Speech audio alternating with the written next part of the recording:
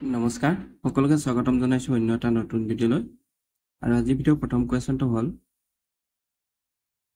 কামৰূপৰ কোনজন ৰজা কুমাৰ ৰজা নামেৰে জনাজাত আছিল কি হৈছে কামৰূপৰ কোনজন ৰজা কুমাৰ ৰজা নামেৰে জনাজাত আছে শুদ্ধ উত্তৰটো হ'ব অপচন বি ভাস্কৰ বৰ্মনক কুমাৰ ৰজা নামেও জনা যায় নেক্সট কোৱেশ্যন ভাৰতৰ ৰাজধানী কলিকতাৰ পৰা দিল্লীলৈ কেতিয়া স্থানান্তৰিত হৈছিল কি হৈছে ভাৰতৰ ৰাজধানী কলিকতাৰ পৰা দিল্লীলৈ কেতিয়া স্থানান্তৰিত কৰা হৈছিল শুদ্ধ উত্তৰটো হ'ব অপচন এ 1911 চনত ভাৰতৰ ৰাজধানী কলিকতাৰ পৰা দিল্লীলৈ স্থানান্তৰিত কৰা আছিল 1911 চনত নেক্সট কোৱেশ্যন তলৰ কোনখন ৰাজ্যত প্ৰথমে বাৰিষাৰ প্ৰভাৱ পৰে কি হৈছে তলৰ কোনখন ৰাজ্যত প্ৰথমে বাৰিষাৰ প্ৰভাৱ পৰে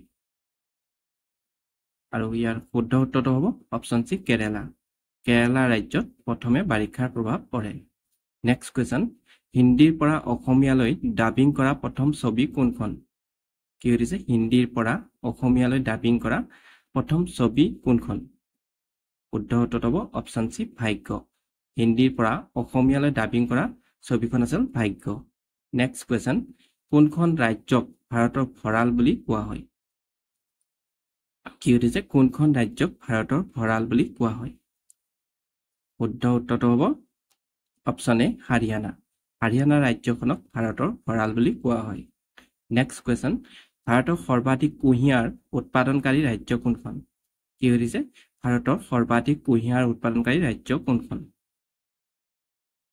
ইয়াৰ শুদ্ধ উত্তৰটো হ'ব অপচন ডি উত্তৰ প্ৰদেশ ভাৰতৰ সৰ্বাধিক কুঁহিয়াৰ উৎপাদনকাৰী ৰাজ্যখনৰ নাম হ'ল উত্তৰ প্ৰদেশ নেক্সট কোৱেশ্যন ৰাজ্যপাল হ'বৰ বাবে নিম্নতম বয়স কিমান হ'ব লাগে কি হৈছে ৰাজ্যপাল হ'বৰ বাবে নিম্নতম বয়স কিমান হ'ব লাগে শুদ্ধ উত্তৰটো হ'ব অপচন এ 35 বছৰ এজন ৰাজ্যপাল হ'বৰ বাবে নিম্নতম বয়স লাগে 35 বছৰ নেক্সট কোৱেশ্যন মুখ্যমন্ত্ৰীক কোনে নিযুক্তি দিয়ে কি হৈছে মুখ্যমন্ত্ৰীক কোনে নিযুক্তি দিয়ে ইয়াৰ শুদ্ধ উত্তৰটো হ'ব অপচন বি ৰাজ্যপাল মুখ্যমন্ত্ৰীক নিযুক্তি দিয়ে ৰাজ্যপালে নেক্সট কোৱেশ্যন সংবিধান সভাৰ কোন স্থায়ী সভাপতি নিৰ্বাচিত হৈছিল কি হৈছে সংবিধান সভাৰ স্থায়ী সভাপতি কোনে নিৰ্বাচিত হৈছিল আৰু ইয়াৰ শুদ্ধ উত্তৰটো হ'ব অপচন সি ৰাজেন্দ্ৰ প্ৰসাদ সংবিধান সভাৰ স্থায়ী সভাপতি আছিল ৰাজেন্দ্ৰ প্ৰসাদ পৰৱৰ্তী কোৱেশ্যন ভাৰতীয় সংবিধানৰ কোনটো অনুচ্ছেদে সংবিধান সংশোধনীৰ লগত সম্পৰ্কিত কি হৈছে ভাৰতীয় সংবিধানৰ কোনটো অনুচ্ছেদ সংবিধান সংশোধনীৰ লগত সম্পৰ্কিত আৰু ইয়াৰ শুদ্ধ উত্তৰটো হ'ব অপচন এ 368 নং অনুচ্ছেদ 368 নং অনুচ্ছেদ ভাৰতীয় সংবিধান সংশোধনীৰ লগত সম্পৰ্কিত পিছৰ কোৱেশ্যন অসমীয়া ভাষা উন্নতি সাধিনী সভাৰ জন্ম কেতিয়া হৈছিল কি হৈছে অসমীয়া ভাষা উন্নতি সাধিনী সভাৰ জন্ম কেতিয়া হৈছিল আৰু ইয়াৰ কাৰেক্ট এনসাৰটো হ'ব অপচন বি 1888 চনত 1888 চনত অসমীয়া ভাষা উন্নতি সাধিনী সভাৰ জন্ম হৈছিল নেক্সট কোৱেশ্যন অসমৰ প্ৰথমটো বিধানসভা সমষ্টিৰ নাম কি কি হৈছে অসমৰ প্ৰথমটো বিধানসভা সমষ্টিৰ নাম কি শুদ্ধ উত্তৰটো হ'ব অপচন এ ৰতাবাৰী অসমৰ প্ৰথমটো বিধানসভা সমষ্টিৰ নাম হ'ল ৰতাবাৰী ইয়াৰ পিছৰ কোৱেশ্যন অসমৰ ডিগবৈ শোধনাগাৰ কিমান চনত স্থাপন কৰা হৈছিল কি হৈছে অসমৰ ডিগবৈ শোধনাগাৰ কিমান চনত স্থাপন কৰা হৈছিল শুদ্ধ উত্তৰটো হ'ব অপচন সি 1901 চনত 1901 চনত অসমৰ ডিগবৈ শোধনাগাৰটো স্থাপন কৰা হৈছিল ইয়াৰ পিছৰ কোৱেশ্যন অসমৰ প্ৰথমটো কাগজ উদ্যোগ কিমান চনত স্থাপন কৰা হৈছিল কি হৈছে অসমৰ প্ৰথমটো কাগজ উদ্যোগ কিমান চনত স্থাপন কৰা হৈছিল ইয়াৰ শুদ্ধ উত্তৰটো হ'ব অপচন এ 1971 চন অসমৰ প্ৰথমটো কাগজ উদ্যোগ 1971 চনত স্থাপন কৰা হৈছিল পিছৰ কোৱেশ্যন অসমৰ মুঠ ভূমিৰ কিমান শতাংশ বনজ সম্পদে আগুৰি আছে কি হৈছে অসমৰ মুঠ ভূমিৰ কিমান শতাংশ বনজ সম্পদে আগুৰি আছে আৰু ইয়াৰ শুদ্ধ উত্তৰটো হ'ব অপচন বি 35% অসমৰ মুঠ ভূমিৰ 35% বনজ নেক্সট কোৱেশ্যন ৰাষ্ট্ৰপতিৰ ৰূপৰ পদক লাভ কৰা প্ৰথমজন অসমীয়া পৰিচালকৰ নাম কি কি হৈছে ৰাষ্ট্ৰপতিৰ ৰূপৰ পদক লাভ কৰা প্ৰথমজন অসমীয়া পৰিচালকৰ নাম কি শুদ্ধ উত্তৰটো হ'ব অপচন এ নিপ বৰুৱা ৰাষ্ট্ৰপতিৰ ৰূপৰ পদক লাভ কৰা প্ৰথমজন অসমীয়া পৰিচালকৰ নাম হ'ল নিপ বৰুৱা। নেক্সট কুৱেশ্যন, অসমৰ ৰাজ্যিক সংগ্ৰহালয় ক'ত অৱস্থিত? কি হৈছে অসমৰ ৰাজ্যিক সংগ্ৰহালয় ক'ত অৱস্থিত? শুদ্ধ উত্তৰটো হ'ব অপশ্যন চি গুৱাহাটী। অসমৰ ৰাজ্যিক সংগ্ৰহালয় গুৱাহাটীত অৱস্থিত। পিছৰ কুৱেশ্যন, অসমৰ ৰেচম শিল্প কাৰখানা ক'ত অৱস্থিত? কি হৈছে অসমৰ ৰেচম শিল্প কাৰখানা ক'ত অৱস্থিত? ইয়াৰ শুদ্ধ উত্তৰটো হ'ব অপশ্যন এ জাগিৰোড। অসমৰ ৰেচম শিল্প কাৰখানা জাগিৰোডত অৱস্থিত।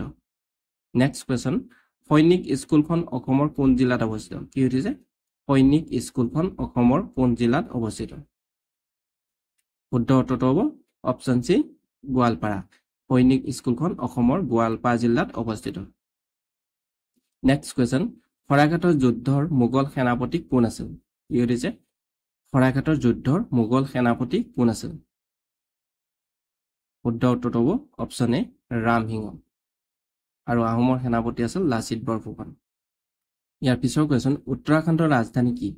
কি হৈছে উত্তৰাখণ্ডৰ ৰাজধানী কি? ইয়াৰ শুদ্ধ উত্তৰটো হ'ব অপশ্যন বি দেহৰাদুন। উত্তৰাখণ্ডৰ ৰাজধানীৰ নাম হ'ল দেহৰাদুন। নেক্সট কুৱেশ্যন, তামিলনাডুৰ ৰাজধানী কি? কি হৈছে তামিলনাডুৰ ৰাজধানী কি?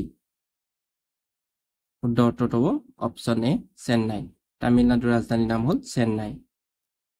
পিছৰ কুৱেশ্যন, ইৰাণৰ মুদ্ৰাৰ নাম কি? কি হৈছে ইৰাণৰ মুদ্ৰাৰ নাম কি? শুদ্ধ উত্তৰটো হ'ব অপশ্যন বি ৰিয়াল। ইৰাণৰ মুদ্ৰাৰ নাম হ'ল ৰিয়াল। নেক্সট কুৱেশ্যন, গ্ৰীচৰ মুদ্ৰাৰ নাম কি? কি হৈছে গ্ৰীচৰ মুদ্ৰাৰ নাম কি? ইয়াৰ কাৰেক্ট এনচাৰ হ'ব অপশ্যন চি ইউৰো।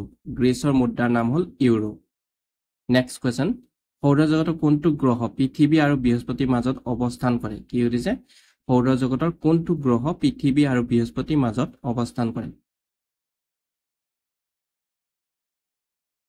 শুদ্ধ উত্তৰটো হ'ব অপশ্যন চি মংগল গ্ৰহ।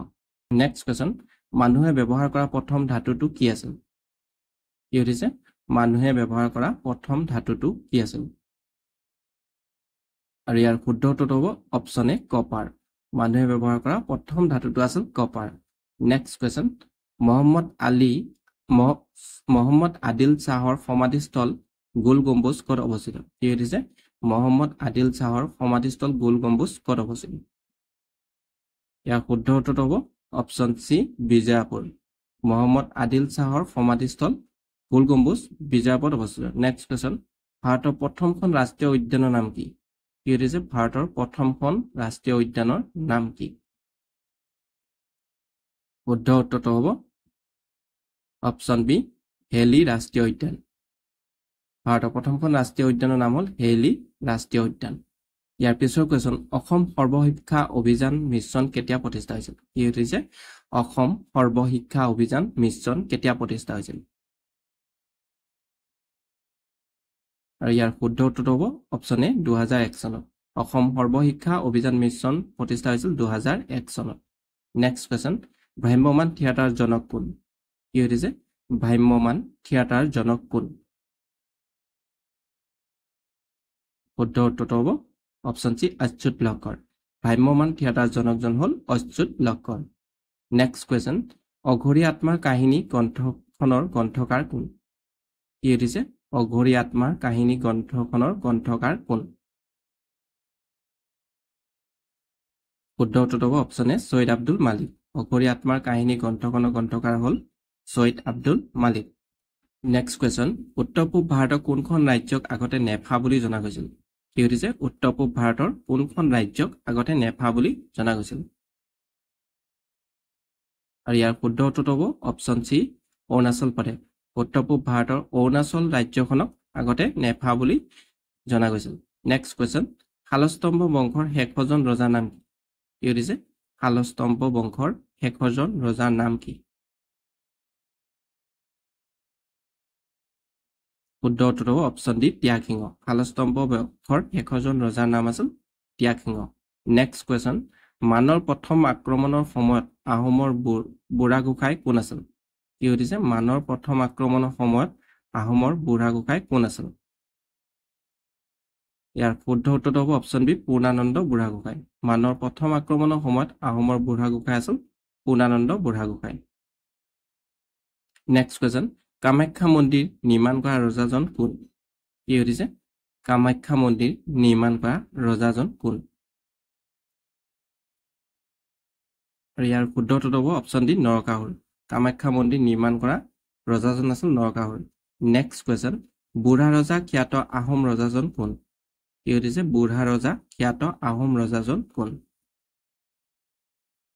আৰু ইয়াৰ শুদ্ধ উত্তৰটো হ'ব অপশ্যন এ প্ৰতাপ সিংহ বুঢ়া ৰজা নামে প্ৰতাপ সিংহক জনা যায় নেক্সট কোৱেশ্চন প্ৰথম অসমীয়া বাতৰি কাকত অৰুণোদয়ৰ প্ৰতিষ্ঠাপক সম্পাদক কোন কি হৈছে প্ৰথম অসমীয়া বাতৰি কাকত অৰুণোদয় প্ৰতিষ্ঠাপক সম্পাদক কোন শুদ্ধ উত্তৰটো হ'ব অপশ্যন বি নাথান ব্ৰাউন প্ৰথম অসমীয়া বাতৰি কাকত অৰুণোদয়ৰ প্ৰতিষ্ঠাপক সম্পাদক আছিল নাথান ব্ৰাউন নেক্সট কোৱেশ্চন কেশৰী বাতৰি কাকতৰ প্ৰতিষ্ঠাপক কোন কি হৈছে কেশৰী বাতৰি কাকতৰ প্ৰতিষ্ঠাপক কোন